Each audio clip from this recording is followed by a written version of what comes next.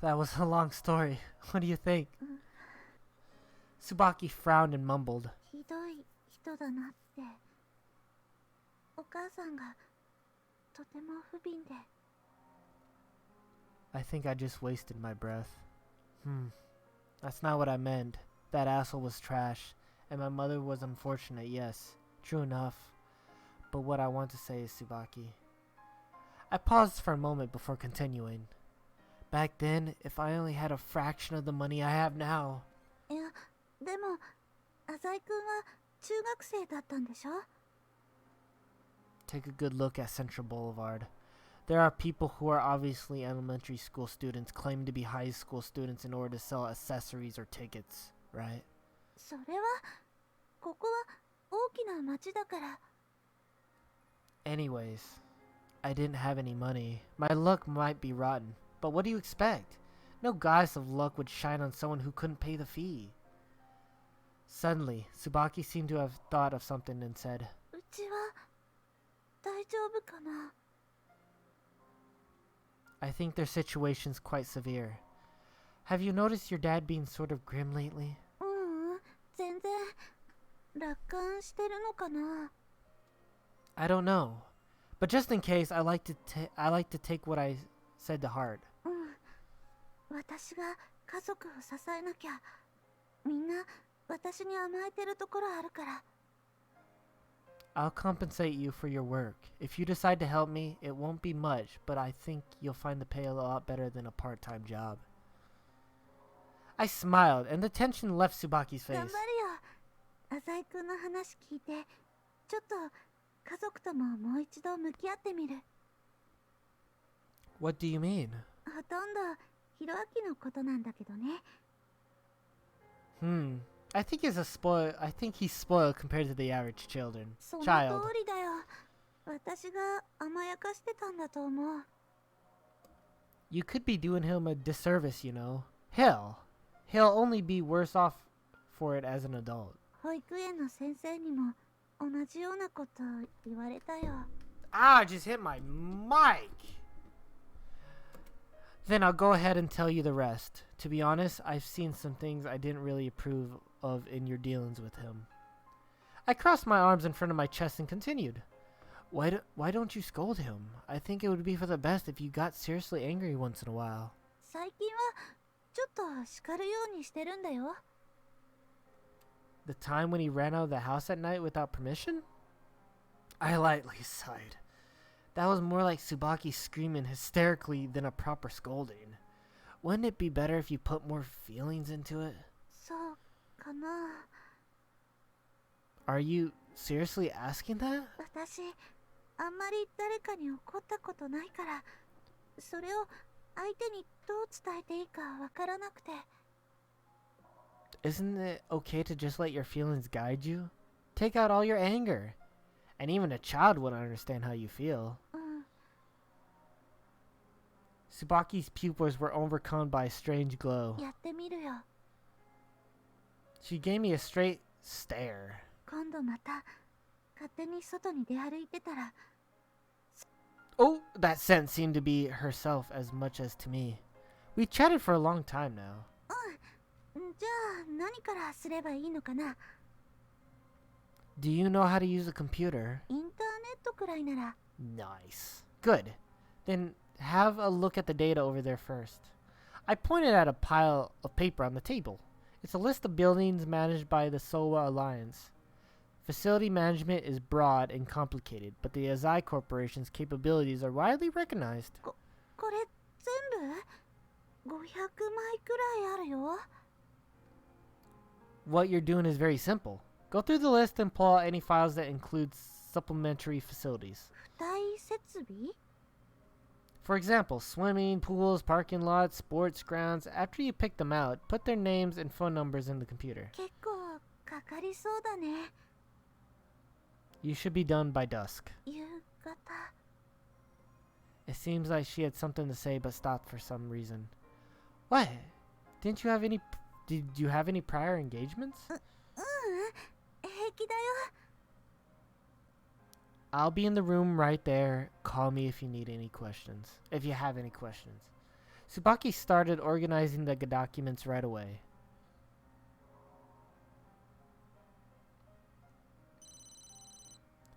Hey, Tsubaki, your cell phone's ringing.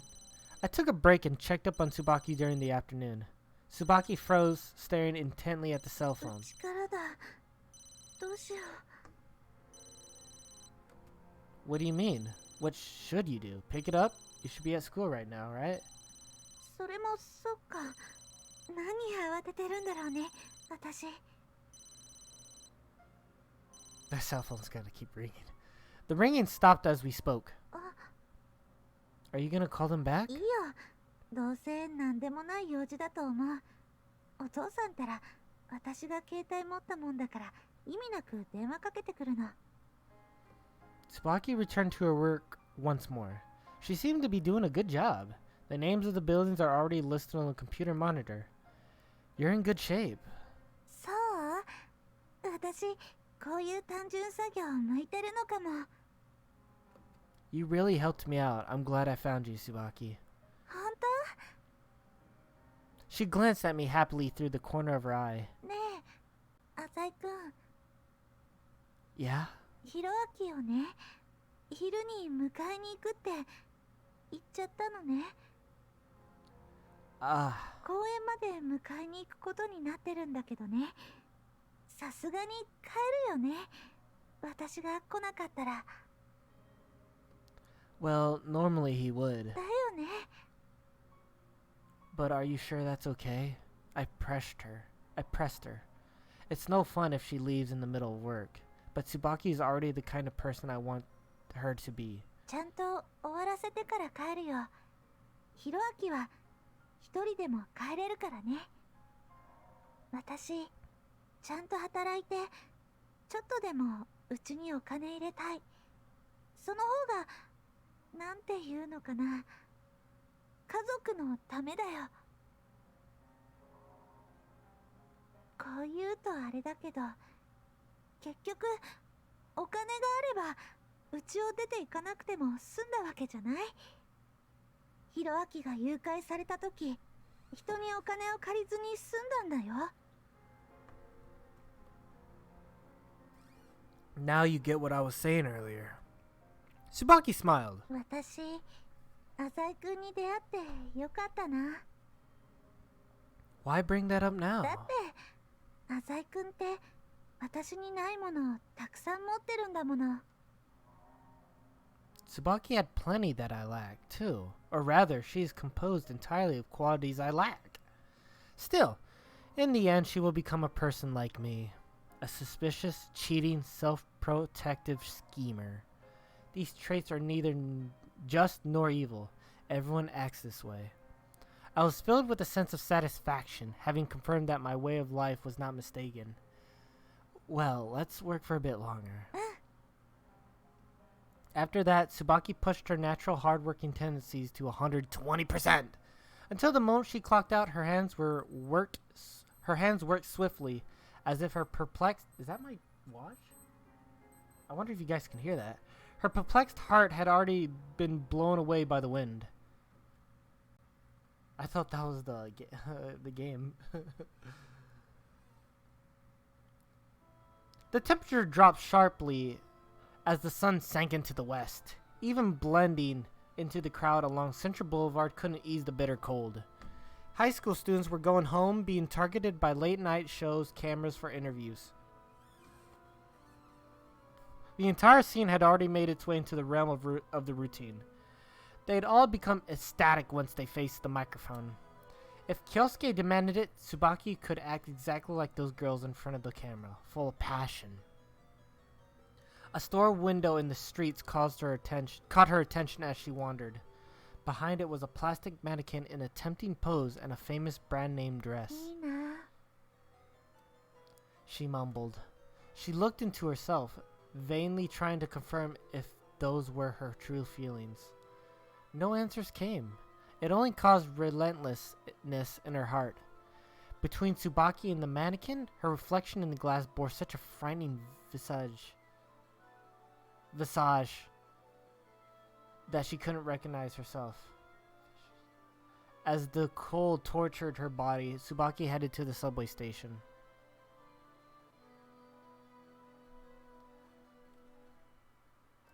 After Tsubaki left, I suddenly spotted an object she had left behind. A familiar notebook. The precious record Tsubaki had once held close to her. How could she forget to take something she valued so much? People who write in a diary might be able to contain their emotions through it, but I haven't seen her writing anything at all lately. Even so, I doubt it's something she's willing to part ways with yet. I called Tsubaki, yet all I heard was the mechanical voice of an unavailable recipient. Is she on a train? Maybe she turned it off. Tsubaki might really do that. Well, I'm headed to Central Boulevard anyway, so I'll drop it off while I'm out. I put on a coat and left the house. Waiting for me outside was a breeze cold enough to snap me back to reality. Oops! There goes gravity. She might have caught a cold. She felt dull and sweat beaded on her forehead. Her body temperature was unstable. Her feverish sensation was soon replaced by chills. Tsubaki walked through the park with empty footsteps. As if her legs were plated with lead, she kept on moving forward, rushing towards home. Why am I panicking? She slowed her steps as she wondered. Tsubaki must feel guilty for skipping class. No, maybe it was because she was on a bit of a high after being accepted by Kyousuke. Carrying all kinds of uneasiness, her steps grew heavier. For example, what about the exchange student Usami Haru? Tsubaki treated her as a friend without ever thinking twice. Before she knew it, she had already started to hate Haru. After listening to Kyosuke's story, she understood what a scary thing debt can be. Thankfully, Kyosuke had provided her with a house to move to, but beyond that, the only thing awaiting her arrival was a life of poverty. Couldn't her father think of a better solution? Tsubaki lost her breath. Why is it always me who has to do the worrying? Then the true source of Tsubaki's anxiety appeared. This kid just waited all night. Tsubaki's brother dashed towards her. He waited for her like it was the most natural thing in the world. His innocent smile showed no fear of the bitter cold. Her body felt a different sort of chill. The reflection she had seen in the shop window just earlier couldn't possibly smile like her brother anymore. Sadness and rage overcame her. Tsubaki had already completely forgotten the fact that she herself broke the promise and stared solemnly at Hiroki. The accumulated despair dropped deep into Tsubaki's heart, as if it rebounded off the darkness it found there. It created a sound that escaped through Tsubaki's mouth in the form of words. These were all delivered straight to Hiroki's ears. Oh, fuck!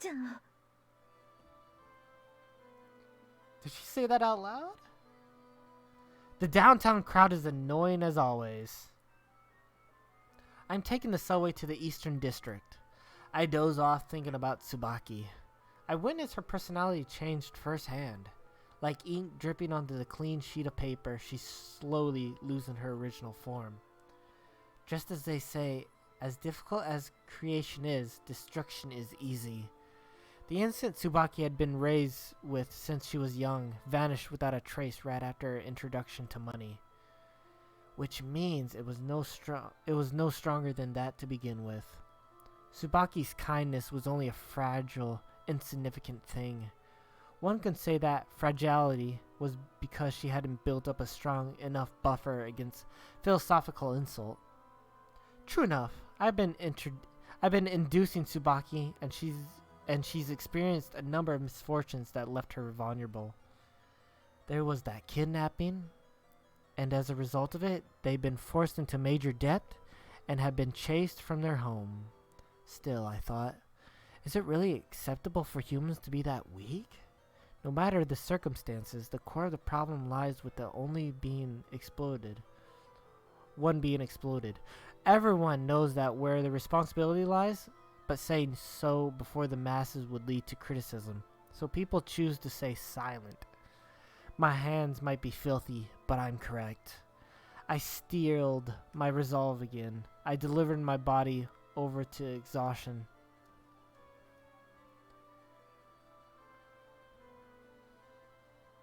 Tsubaki couldn't take it anymore.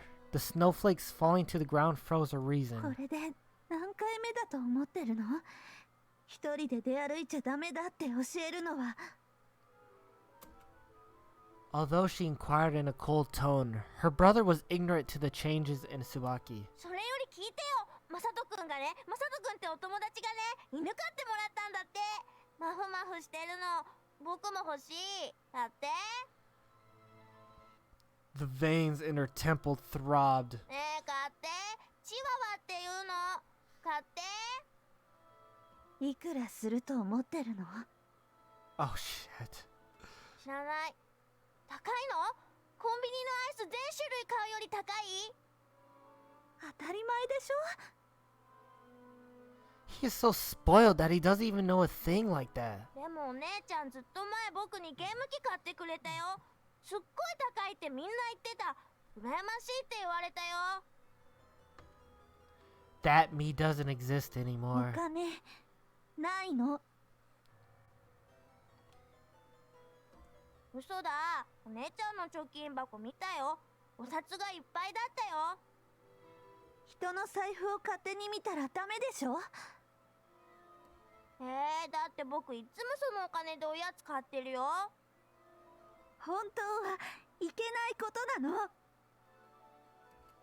She always thought he was too adorable to deny and let him get whatever he wanted. That was a huge mistake. From this point on, Tsubaki's family won't have enough savings. She can't ask for an allowance from her parents. She can't waste her money on her siblings anymore. The sweat dripping from her skin was assaulted by the snowy wind, bringing on a sudden お chill. 姉ちゃん、関係りしよう。やだ、寒いし。Tsubaki's hand shivered slightly. Surely the cold wasn't the reason. It was a subconscious attempt at suppressing the dark Jesus Christ! If she gave in to that impulse, there'd be no turning back. ねえ、やろうよ。嫌だって。もしやってくれたら僕何でも言うこと聞くよ。だからほら。 He reached out and placed the can directly in front of Tsubaki. Tsubaki's darkness flowed into the container drop by drop. It was about to overflow from within. 何でも。ならわかるよね。何回も同じこと言ってるもんね。She planned to put a stopper in her heart. To close the doors Maou had opened, Tsubaki asked her わか brother. るよね。ひろあき。何かな、教えて。僕お姉ちゃん好きだよ。お姉ちゃんの言いつけ破んないよ絶対。だから遊ぼう。そして終わったら子犬買いに行こう。 Now, for some reason, Maou and Kyousuke's voices overlapped in Tsubaki's heart. This child is hopeless. Together with their words, the dark droplets flowed out of the can before her. A torrent burst forth. Hiroki! Her impulse spiked dramatically. Her raging palm screamed for violence, soaring through the wind. The can placed in front of her shot to the sky with a clear sound. She was desperate. Then, like waves lapping upon the shore, her palm firmly collided with her brother's face. Pain. Her palm was moaning in pain. Hiroki's chubby cheek reddened. She had always kissed him there, saying how cute he was. Yet this time, she had hit him. She had finally hit him. There was no turning back. The Tsubaki of the past turned to ash as the sound of her sin echoed in the cold air. The serious, straight-laced Tsubaki crumbled completely. It was a blow for disciplinary purposes. She immediately formulated an excuse. Because they were family, such actions would be forgiven. Someone might even praise her for it. Still, to Tsubaki, This was a tragedy akin to jumping from a skyscraper.